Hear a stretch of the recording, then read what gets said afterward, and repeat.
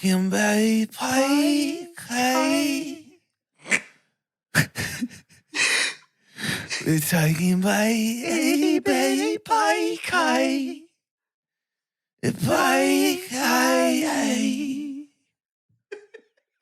Merry Mini Monday, Chunkies. I'm Carter. That sounds like we got the guy who turned the song from the Lizzie McGuire movie into a wedding song on TikTok. We got him to do our intro. I'm Doge. Oh, I'm Jordan.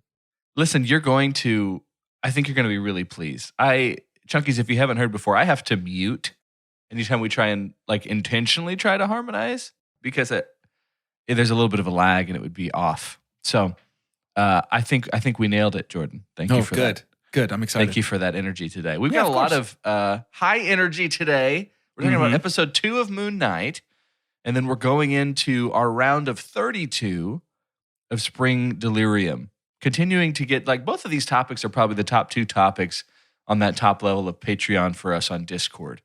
A lot of people are talking about both. Let's go straight into Moon Knight first, and I want to make a claim, which I don't think I've overdone, because I do think it's kind of dipped down. I don't ever remember saying, I think this episode of Hawkeye might be my favorite episode of the MCU so far.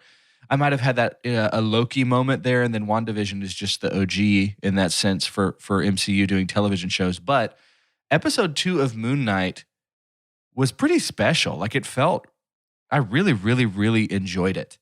And it feels like the crux of that is Oscar Isaac is just maybe doing some of his best work, which is saying a lot for, honestly, kind of a young career for him.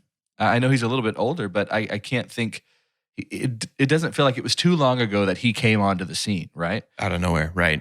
Just kind of out of nowhere. But this scene, this movie in general, I think a super pump for this episode, and we don't do that, but I'm just trying to, you kind of have to put a pin in certain things because by the end of every series, we'll have an overall super pump and super dump for the series itself. But I think the relationship between Mark and Steven is fascinating to me. I think it's really layered, understandably and also metatextually.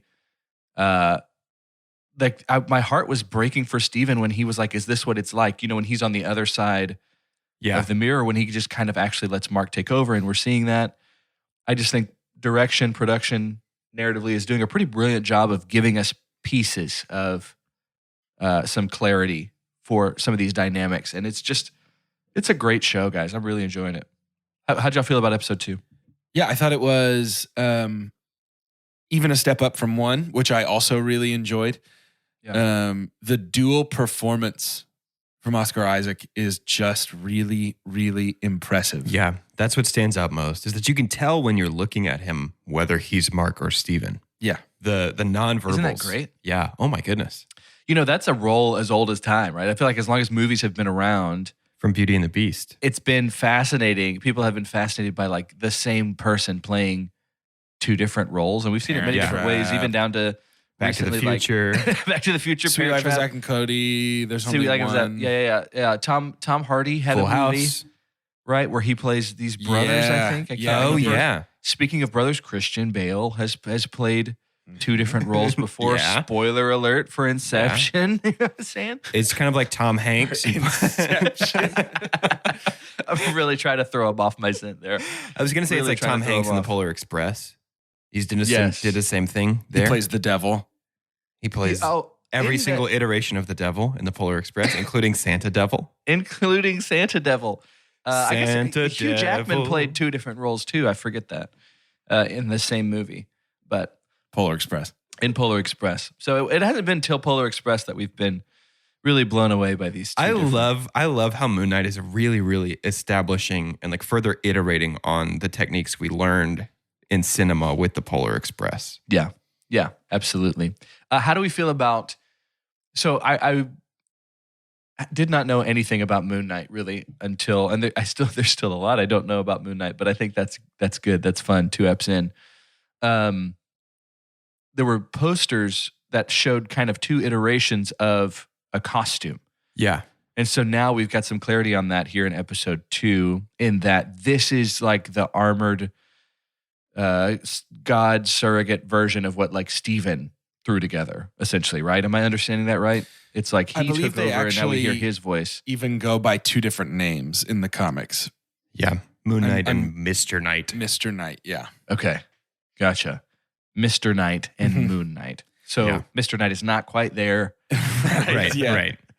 He's still figuring it out. But he's got the like Daredevil bully sticks. Are they called bully sticks, or am I know my dog likes to chew bully sticks. Are those things called bully sticks too? Nightstick is different. No, Nightstick is different because it's got a handle down on another end. In the Arkham games, it describes what Dick Grayson uses as Eskrima sticks. Yeah. Eskrimo sticks?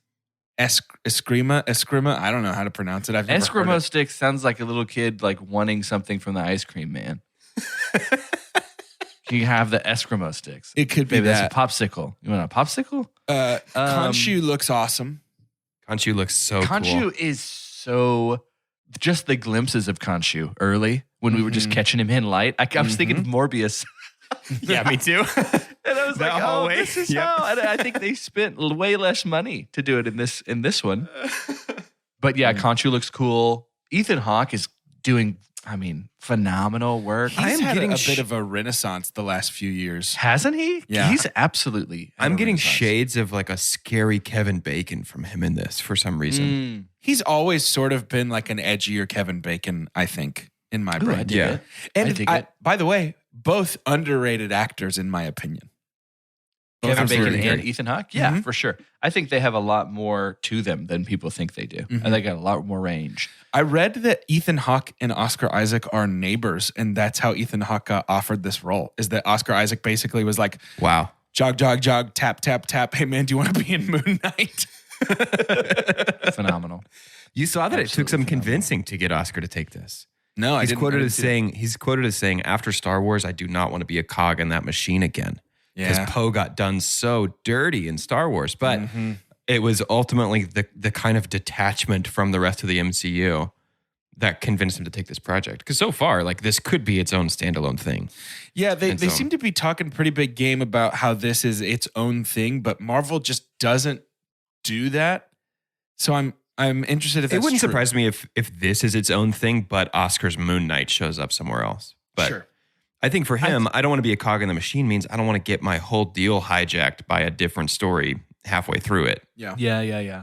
I think we always have to consider the timing, like the literal calendar timing of things. And, I think also in Multiverse of Madness, maybe I'm not surprised if we see Steven. It's like Moon Knight happens to end around the time that Multiverse has a chance to have a couple weeks and everybody gets ready for that. Real quick note in Multiverse of Madness, Sam Raimi, did y'all see the article recently about reuniting with Tobey Maguire? No. There's really no rumors around it. He just was like, I'm down. Like, Tobey and I haven't talked about it, but I would totally consider bringing back that Spider-Man franchise with Cool. Tobey. Fun. He said, especially after making this movie in context to Multiverse of Madness. Sure. He's like, anything can happen. He's like, we can do it. Like, he's like, if they're down, I love Kirsten. I love Tobey. So there are super heavy rumors of Tobey being in Multiverse of Madness. Really? Mm-hmm. And Andrew, I think, but mostly Tobey. Yeah. Awesome. Anything else with Moon Knight right now? I'm just really Still love enjoying it. I think it's great. It's super I am too. great. Yeah, I think now that we are, what MCU, if we're not counting What If, is this the 5th? We had WandaVision, we had Falcon and the Winter Soldier, we had Loki, we had Hawkeye. Yeah, so this is the 5th one. It really feels like after Loki, we learned to structure them like TV shows rather than a 6-hour movie cut up into 1-hour chunks. Yeah, I was going to talk the about first one since Hawkeye? Yeah. Has it been 'Cause Hawkeye 3 was- months since almost 4 months since a Marvel TV show? Yeah. Right? There wasn't one in between. Yeah, no, there wasn't one in between because Book of Boba Fett was in between. Yeah, maybe that's what I'm thinking of. I think with this going into our 5th one, and yes, of course, we're critiquing it maybe at a more detailed level because we're publishing it. We're putting it on a podcast. But it even feels like the casual watcher that's watching all of these shows is starting to pick up on structure a little bit because I'm catching pings of, well, this show started hot and then something around the middle. So I'm interested to see what episodes 3 and 4 do. Oscar Isaac has been, or the director, somebody's been saying stuff around episode 4 seems to be an inversion of of sorts. They keep talking about like episode 4 will flip what you think you know or something like that. So fun. I'll say this. I realized last night that, I do actually know just enough about Moon Knight to know what I'm 90% certain is going to be a major spoiler for this show.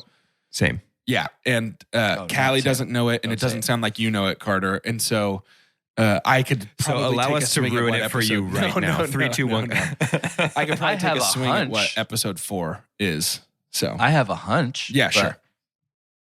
I have a hunch, but I'm not gonna share it on the podcast.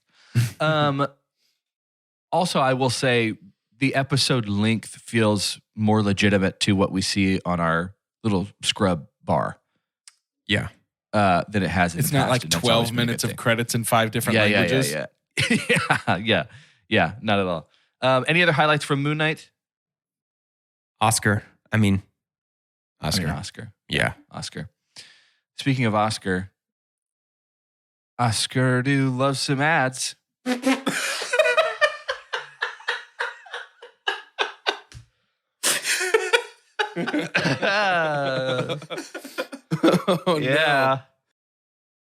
Chunkies, are you looking to make high quality professional live streams? Are you looking to do that very easily and quickly? Obviously. Perhaps. Obviously. Yes, I think obviously. we all want that. Well, I have good news. Our show this week is sponsored in part by Melon, which allows you to do just that in under 15 seconds. It streams to any of the streaming platforms, and you can bring guests on in one click. You don't have to sign up. You don't have to download anything. Works for anybody making video content, whether it's live or whether it's pre-recorded and you're uploading it at another time. Tons of brand options to help you stand out, and make stand out. I think you stand out with it. Cash. Fastest growing live streaming product right now, Melon.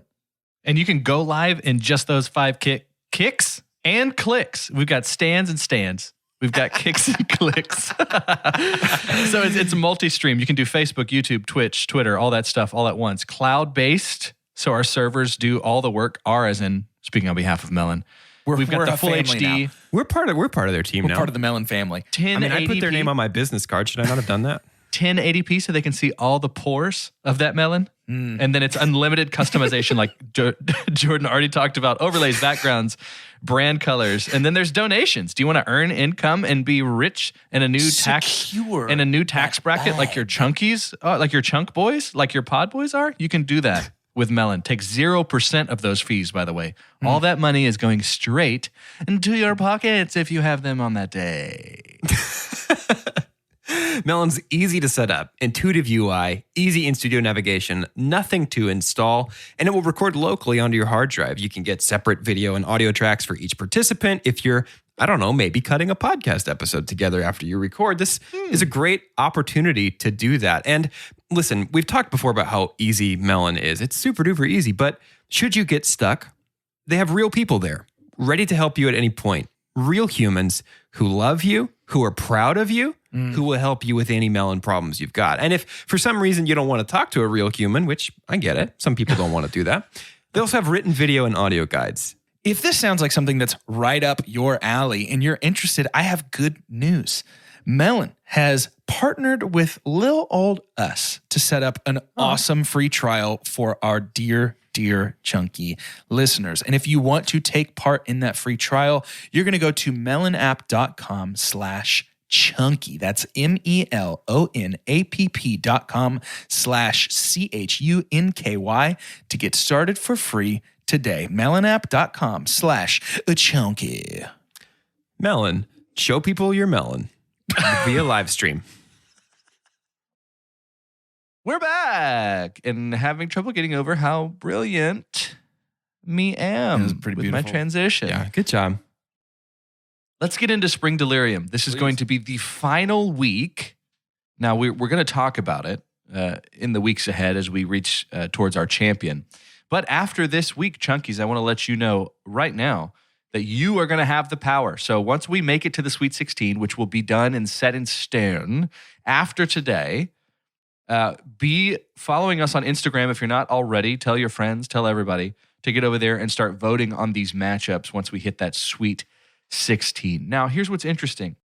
Jordan has been consistently the first person to get back to me on these matchups, and he did, and we had a short conversation about how this one's going to be spicy. Jordan, I do think so. You did your votes here, and then I got mine from Doge last night, and I think you guys are going to be surprised. I think there's some spice regardless, because this is a bit of it's kind of a fun poke the bear pot stirring thing to go through here, and us have the power. Because I know there's chunkies out there that want the power for themselves. I get it. That's the narrative of a lot of movies that have any kind of power. It's like, you want it too. We're just the Frodos here, and you're Boromiring your way in. It's like, well, what can you imagine? And then you're like, what if I was the greatest, darkest wizard of all time? And she's like, no, hey, you I'll can't say even this. imagine. I would kill the world. We did have a chunky in Patreon say, I can't wait for the chunkies to have the voting power, as though he thinks the chunkies are going to make the right decision. May I remind you, the chunkies are the reason I had to watch Prince of Persia: Sands of Time. Dang. The chunkies are the That's reason we interesting. didn't get to watch a Goofy movie. That's for the main interesting. feed. So we don't have to say you can just say Dillman. Just say Dillman. yeah, I'll just say Dillman. Dillman. I think we're like, he's our man dark. I think we're kind of like getting a podcast villain here. Dillman! Yeah, it's my brother-in-law who's just, I don't know. He's changed. I can't. It feels very Mark to me. It doesn't feel very Dillman. Something else is taking The real over. Dillman's inside like, no, I really like all the things they're doing on the show. I really like all the choices they've made. I'd like to get back to my flat. That ended up, it was like it leaned into New Zealand and then gave up, is what that was. Yeah. I'd like to get back to my flat, please. Take me back to my flat. Boy. Take me back to my flat.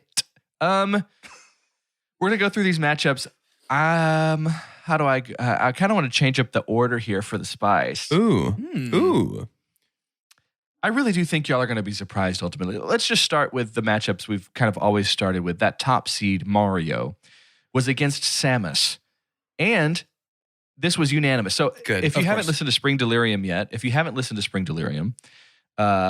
these fellers each get to vote on who they think would win this matchup. Now, win is a bit subjective. Win doesn't necessarily mean like in a battle to the death. It can mean the influence they might have had on video game culture. It's a bunch of things. Whatever it is, I like the algorithm. I think y'all have been doing a great job.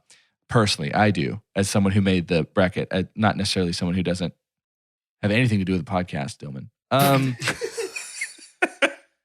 But if it is if they have voted for different champions, then they each get to vouch for that champion, and I will choose break that tie. So Mario beats Samus. I got only love for Samus. I want to be very clear. It's Mario. Right. Well, that's kind of what all these matchups, a lot of these matchups are probably going to feel like. But Mario wins. Any big standouts as to why for y'all? Out of just saying like it's Mario, like what do you say? Mario is a video game icon. Yeah, he's got his own theme park. Yeah. So That feels like a big deal. I mean, That feels like a big that deal. won't necessarily carry on with every matchup, but Mario versus Samus. Samus is also an icon in her own way for sure, but not on a Mario level. It's tough. You go It's show tough, a picture of Mario to anyone. They know who he is. Mario moves on to the Sweet 16. Our Good. next matchup. I didn't have anything to say about him, so that's Yeah, I good. didn't I'm think glad so. we went ahead. Our next matchup is Sub-Zero against Bowser. Yeah, I can think of a brother-in-law who's about to get mad. This was unanimous. Bowser moves Of on. course. No, wait. I think that it should have been Bowser. I don't know why. He's telling you it should have been Sub-Zero. you have to know who's winning. that Obviously, it's Bowsy Bowser. Doge, look at me. Don't do this. Don't do this. They named the app Doge that you jump. use to navigate the internet. Everybody has an internet Bowser on their phone. They named it after him. What's your favorite web Bowser? Mario and Bowser move on. That means Mario v. Bowser in the Sweet 16. A tale as old as Mario time. against Bowser. We've seen that one before. Our next matchup is Zelda against Toad. This was once again unanimous. Of course. Yeah. Zelda moves on. That's one that's F. Scott Fitzgerald didn't name his wife Toad. yeah. he named his wife? He did not. back in the olden days. You got to name your wife. That's crazy. This one went to Zelda on all fronts, whether it's popularity or fight to the death or just general merit. Zelda makes up. Or Zelda's making not wearing shiitake mushrooms for dinner that night. Yeah, Toad was kind of the Spring Delirium darling, but I think everybody knew once we got here, Zelda had it in the bag. Our next matchup is very round. Kirby against Pac-Man. This was interesting. I did not think this to be unanimous, but again, we were unanimous. Pac-Man moves on past I prefer Kirby. everything about Kirby. I prefer everything about Kirby to Pac-Man. I have little to no interest in Pac-Man games or any of that. But Pac-Man, there's something like Pac-Man has this special place in video game history that I feel like deserves to be honored with a win this week before he gets curb stomped, I assume. But I don't know. The popularity of Pac-Man in arcades and at the soda fountain and like all that kind of stuff, I feel like deserves a smooth sail for at least a minute here. So with Pac-Man moving on, it will be Zelda against Pac-Man. Ooh. Okay. Tale as old as time, Battle of the namesakes. Battle of the game names. Our next matchup is Sonic against Cloud.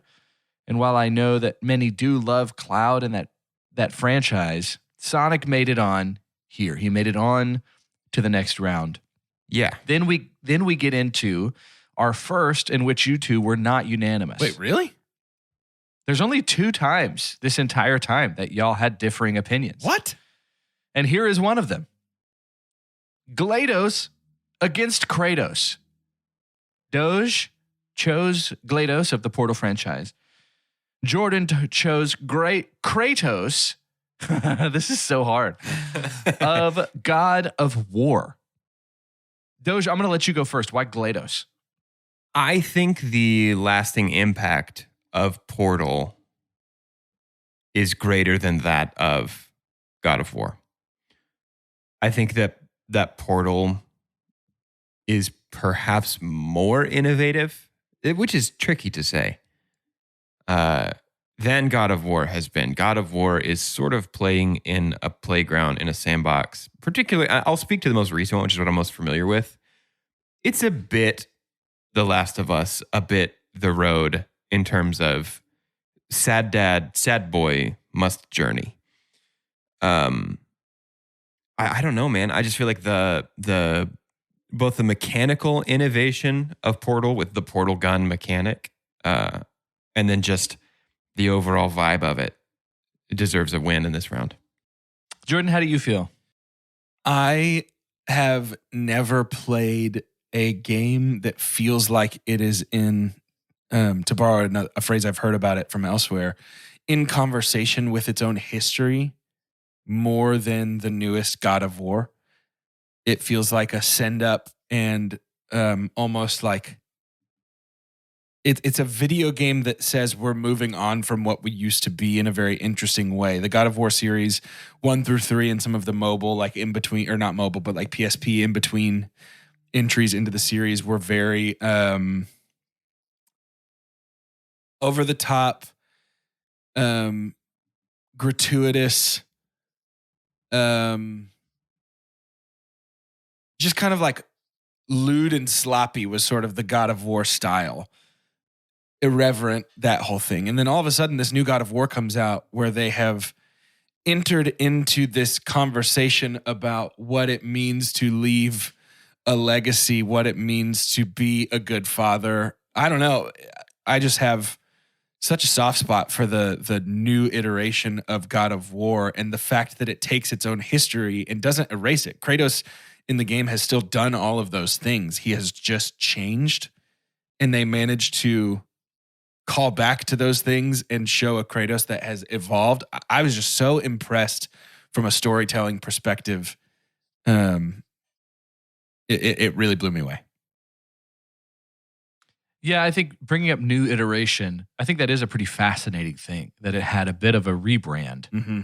And that ended up being, from what I understand, the highest rated of the franchise. Yeah. Because it was just so hack and slash. I remember playing God of War and having a ton of fun, in one of the early iterations because it's kind of just telling me which button. And I'm just climbing up this, I can't remember what it was, Colossus or something, and just destroying it through its eyeball. I can't remember exactly what happened, but it kind of stood out to me. So I'm going to have Kratos move on here, but I love the argument for GLaDOS. But we have Sonic against Kratos in the next round of the Sweet 16. I'm going to skip this part of the bracket because I think that'll be interesting. And then we'll move on down. We had Big Daddy and Lil Sis against Link. It's kind of like when you come up against Mario. Ooh. I imagine those rooting for Big Daddy and Lil Sis, when you look ahead and see the Link matchup, maybe you're not too excited. Link was unanimously voted into the next round. I think consistently, you talk about iterations, it feels like Zelda games have seen everything, have been everything, and have had success in so many different forms. And so I love it. Link moves on. The next matchup, we had Tom Nook against Geralt. And even with our pandemic energy of the season that Tom got us through, there was another unanimous decision here in that Geralt of Rivia moves on to the next round into what I think is perhaps the most hyped matchup for the Sweet 16, Link against Geralt. That's pretty righteous. That's very fun. That's very fun. I think that'll be interesting too. Geralt might have some possible recency bias. I think we're thinking Henry Cavill in that situation, which you're absolutely welcome to. I mean, it's just the video game character as a whole. So we'll see. I have a hunch as to what I think will happen with that matchup, but it's out of our hands. Yeah. The next matchup was Master Chief against Ash Ketchum. Was this one even close in your minds? No. Master Chief moves on to the next round of the Sweet 16. Well, what? Explicit rating. John Marston against Yoshi. Here's where some spice might come in. This was unanimous in that you both picked John. So tell me this. How does Yoshi lose there? Yoshi, we talk about darlings of this bracket. Yoshi kind of feels like the darling of one of the most popular video game franchise of all time. Big Yoshi fans out there. So why John Marston? So for me, you start to move just outside of the inner circle enough with Yoshi to where now he's out of icon territory, less so at least than a Mario is. So you have to start talking about merits. And the thing with John Marston is, once again, I'm just a sucker for story, especially with video games as a medium for storytelling more recently than they have been in the past. The story of John Marston told through 2 Red Dead Redemption games it really is. I'm not a big Rockstar fan. GTA is kind of whatever to me, but whatever team they have working on the Red Dead series can really write a compelling character with a lot of gray area and a lot of emotion. And I've just been so impressed. Absolutely agree. I think it gets to the point where Yoshi is sort of like, I keep thinking of comparing like the Mario gang, the Mario pals, to Mickey Mouse and his friends. And Yoshi is sort of the Pluto. Yeah. Yeah. And it's like, Pluto's great. Good, yeah. I do love Pluto. I'm not going to really pick Pluto as like he's my favorite. Right. You know what I mean? Yeah. He's cute, right? Like that's he's the thing. Cute. He's cute to look at. Plenty of people are going to have their Yoshi merch on at Super Mario World. At the theme park. You know what I'm going to do? I'm going to go there and I'm going to wear a John Marston hat. I'm going to scratch out my face. John Marston's going to just wear and they're just going to have so many assumptions about Texans. They're like, yep, just like I thought. That tracks. That Sweet 16 matchup is another great one. It's going to be Master Chief against John Marston. Ooh. It was really fun. Really fun to push you through a couple times, John. This next section of the bracket, these next 2 matchups are the ones that I think I would like to see in person the most, like actually see them happen. That first matchup was Donkey Kong against Agent 47. And y'all both said DK. Yeah. And we talk about the crew that is kind of with Mario. I guess DK had his own like iteration. Well, on he's his the own leader first, of his bunch. He is the leader of his bunch. It's your turn this week to reference the Donkey Kong rap. I would imagine Agent 47 has had several attempts to come up behind with the wire and choke someone to death, but then now he's got the big paws of DK. His neck too big. His neck too thick. Neck too big.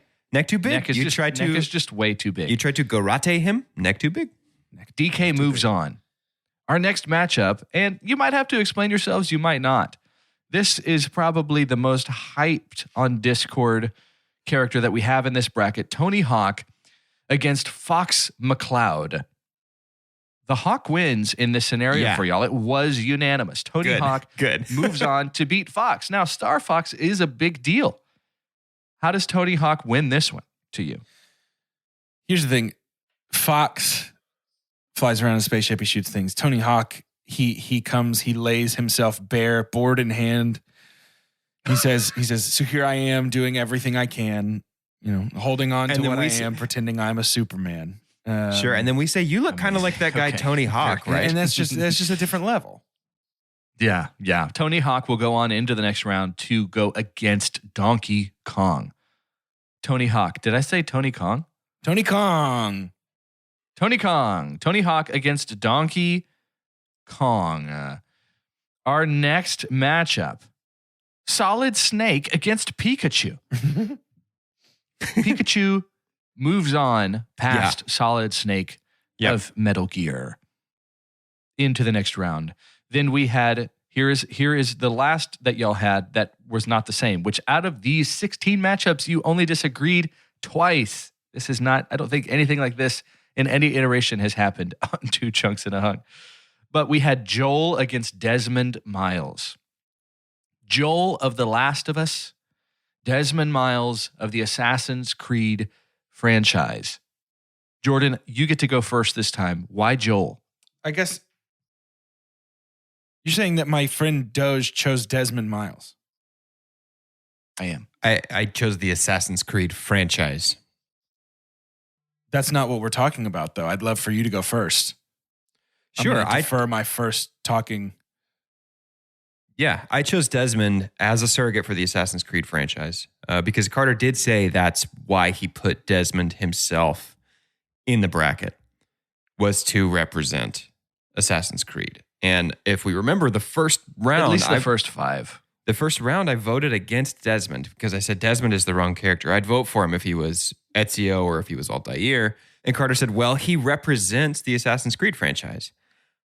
And I will say that the Assassin's Creed franchise has been pretty instrumental in the way that open world games are created. I'm playing Horizon Forbidden West right now, and it's very much the climb a tower to reveal the map. And that whole thing that was kind of innovated upon with the Assassin's Creed franchise. Not to mention the first few Assassin's Creeds are pretty good and fun. I mean, I think The Last of Us is my favorite video game of all time, and it is very important and a very compelling story, and the latest in a long line of our video games, capital A, art dialogues. But I think, the other matchup that we disagreed on is the one we haven't talked about yet. And so I think we're going to be having this exact conversation, but flipped on the next one. So I don't know. Maybe that's... No, we've already talked about the other one y'all disagreed on. That was GLaDOS and Kratos. Everything else is agreed on. Oh, good. Mm-hmm. Yeah. So the other one that we haven't talked about yet is my Last of Us push into the next round. Jordan? Yeah, I hear what you're saying about the Assassin's Creed franchise. I would say that they have had far less to do with open world games than even Skyrim did. I think that Ubisoft knows what they're doing with open world. My thing is Joel wouldn't win this entire bracket even if I got to vote on all of them. I love The Last of Us. I love these characters. But I'm not saying they're the best characters on this bracket, but Joel versus Desmond, isn't even close to me. Desmond is a story picked up and forgotten for a series that had, I'm going to say, 3 truly stand out entries. Yeah. With a lot of swings and misses, for my taste personally, a ton of swings and misses. That has, by the way, this is separate from the discussion, become far too obsessed with being an open world game. Yeah. And has forgotten its roots. Every game doesn't have to be open world, by the way. Let's go ahead and just nip that in the bud. You don't have to do that. Joel, on the other hand, is pinnacle video game storytelling. Is that what we're judging on? I mean, what's the metric? Are we judging? It's what Jordan's judging on right now. Okay. Carter, what are you judging on? It's tough. I feel like I'm not saying I've made a mistake here, but I am wondering if it gets to the Instagram poll and someone says Desmond Miles, I don't want to have to put in the italics. By the way, this represents the first 5 because it was so tough because we know that Mario doesn't just doesn't represent Mario 64. It's Mario Kart, Dr. Mario. Like it's all of these things that he's done. Sure. And so I knew I was trying to pick the Assassin's Creed franchise. I thought there would be more hullabaloo if I just chose Altair over Ezio, or if I chose like something else completely different. So it was kind of like, it's like picking Neo before he's Neo, before he gets into the Matrix. I don't know. I don't know if I did that right. And so I'm torn. This one's especially tough. Adam, have you been listening? Would y'all be okay if I left this up to Adam? I left it up to Adam. We took it to Adam, punted over there. And based on the characters presented here, which I think was when I got into the weeds a little bit with Desmond Miles, if you've got any feedback you want to give us and you're not in the Discord chat yet, why don't you pay that $5 to let us really hear your opinion? You can jump in for a month, get out, and have dropped your Hashashin bomb in there. So Joel moves on to the next round to play Pikachu. So just like you said, Jordan. Yeah. You don't think he would have made it through everything? He's definitely not going to beat Pikachu. He shouldn't beat Pikachu. He shouldn't beat Pikachu, but we'll see. It's out of our hands. So here's our last 2 matchups. We had Lara Croft against Peach. Lara Croft wins this one. Is it just because she's actually moving the narrative? Yeah, she's like a character. Why did we pick? Yeah. And once again, we kind of have a character who has recently begun to be in conversation with older games, not quite as blatantly as the God of War games, but I love the evolution. Yeah, for sure. This last matchup I had to save for last. It was already written that way in the bracket. It feels like there's a storm coming. I'm looking down at my glass, my cup of coffee, and I'm seeing ripples of the anger, of the feedback that we'll get here. I myself was both simultaneously shocked and not, because I do understand the significance of the video game Last of Us to video game culture, and then also specifically to these boys, and it was their job to choose. We had Ellie against Luigi. Luigi. This is Luigi Mario of the Mario Brothers. Yeah. Johnny Legs. He's been sitting on his butt playing video games all day. As we get close to wrapping up this, as we get close to wrapping up this episode, it feels like an important nugget of time for you, your minute or two each, to tell me why unanimously Ellie beat Luigi. I don't have to explain myself. Here's the cameraman, camera 2 is gonna zoom in on Mario's eyes, and he's just kind of like, look, if Mario is used to anything, he's used to Luigi getting his butt kicked. Okay, I want to start with Doge. Yeah. Well, Doge did Desmond Miles first. Let's go back to Jordan. Jordan, I want to start with you. Give me 30 seconds. Why Ellie beats Luigi in this bracket? And since we're going to understand the feedback that's coming. Why Ellie specifically, not why The Last of Us? That's what I always do. So, well, I mean, I think he's just trying to help. Why Ellie? I don't feel like I appreciate that tone, Mr. Let's talk about Assassin's Creed as a whole. I'm saying if that didn't work for me, we're almost through this. It's just one more match. I'm saying if that's not something I can use, that's not something we can use here. Let's be consistent. We can't talk about the game. We must talk about the character.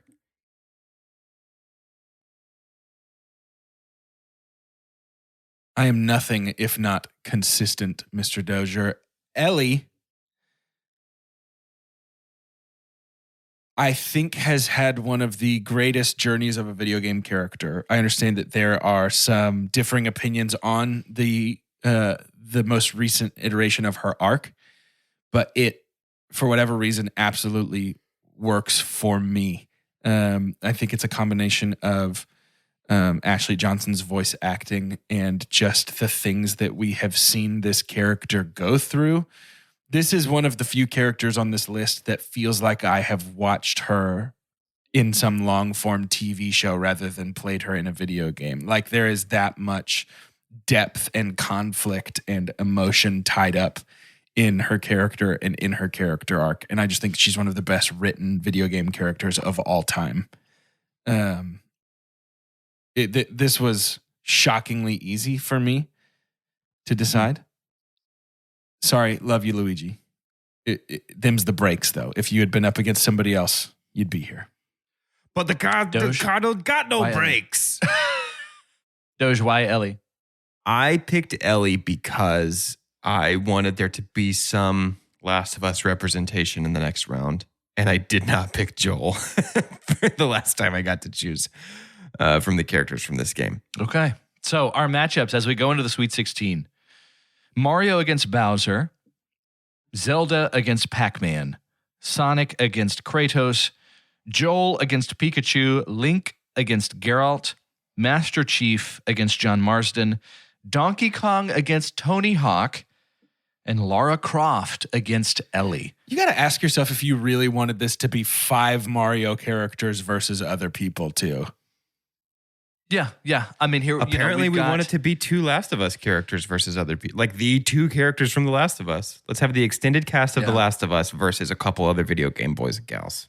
Well, I'll tell you what. It sounds like if you had argued better for Desmond, maybe he'd be here. Sounds like maybe if it was Ezio, he would be here. Yeah, I probably would have voted Ezio over Joel, just by the way. See, that's crazy. I just did it wrong. This is my fault, Desmond. I'm sorry. I'm sorry, Desmond. There is a scenario, if it were to happen, there is a scenario where Ellie could be against Joel. That would be fun. To end today's episode, I would like to hear, if you are the Steven, what is your name for Mark? What is the Mark name for you? What is the person that's like, just let me take over, I'll take control? I'm Carter, and it's my literal first name. A lot of people don't know Carter is my middle name. My first name is John, and I think John is the one who's like, hey, this is a legal document. You can't do this. You can't do this. You have to let me take over. Legal document. They're going to look at your driver's license. Let me do this. I'm like, no, John, I don't know if I want that's what I want to do it. John's such a common name. I don't want to be known as a John. I'm Doge, and I think the person inside me, it's my literal first name. It's Justin. A lot of people don't know that Doge is my last name. My literal first name is Justin. And so the guy living inside me is like, this is a bank document. You can't do it. You have to write Justin. You can't write Doge. And I'm like, I don't know if I want to be known as a Justin. I don't think I like very many Justins. I would rather be a Doge. We could have been a triple J here. John, Justin, and Jordan. What are we doing? We could have been the 3 Cool J's, the podcast. The 3 J's. The 3 Cool J's. Wow. And Jesus. 3 J's with Jesus. I'm Jordan. You know, remember when you would go over to like a friend's house that had like a mysterious older brother who was like kind of mean and would just like hang out in his room? Did you guys ever have this? You'd go over to a friend's house and you're like, yeah, for sure. And you're like, what room is that? And all you can hear is like behind the closed door, and you're like, what's in there? And your friend's like, oh. Fuck up. Yeah. Yep. Your friend's like, oh, you can't go in there. That's Dirk's room. Yeah. Dirk. It's my brother Dirk's room. And it's like Dirk has like Metallica posters on the wall and plays rated M video games and like goes to hang out with his friends at the arcade. Yep. There's like a Dirk somewhere in me that like anytime I'm doing something lame, my second guessing myself voice is some Dirk leaning up against the wall drinking an orange Fanta, but like out of a glass with he's drinking an orange Fanta out of his dad's whiskey tumbler with ice so that he feels cool. Come on. He's leaning up against the wall. Like we don't pitch ourselves as a Dallas like podcast, but we're in Dallas. I can't help but think of a 7-foot German. Yes, that's true. Yeah, sure. Maybe when you say maybe Dirk, it's just a mean. Why don't we? Perhaps we should. A mean German. But yeah, would you like there's just this random sort of epitome of older brother in my brain named Dirk leaning up against the wall, drinking orange Fanta, and being like, "Dude, honestly, you think that's a good idea? You think anybody's gonna like that, dude?" Honestly, dude, what, you think this is hard now? Wait till you have Mrs. Anderson for Kim next year. That'll really get you got. You can keep using that same move. Don't you know the? Really? Okay. You don't know the secret moves? Okay, that's fine. Oh, okay. No, it's cool. Keep playing, dude. You're winning, so just keep playing.